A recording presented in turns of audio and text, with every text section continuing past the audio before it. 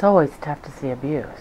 Anytime you see a kid, I mean, it just, it makes you want to cry. Pediatrics nurse Linda Frey has worked at Salem Hospital for more than 30 years. We were getting a patient from emergency department with probable abuse. A thin little guy that had bruising on his face. He had a big lump on his head here. He had abrasions on the back of his head and some swelling. We had to look at this child from all different angles and measure all the bruises and stuff, and he had quite a few bruises on him. Picked him up and he acted like he really hurt. And I said, I think there's something wrong with his leg.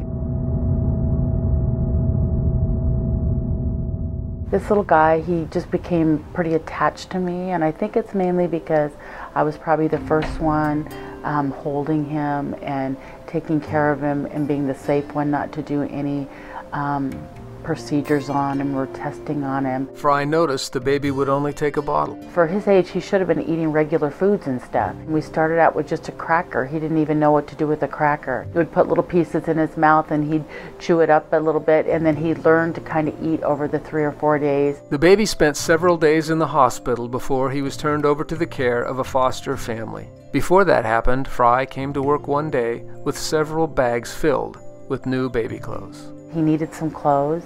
He was going into foster care.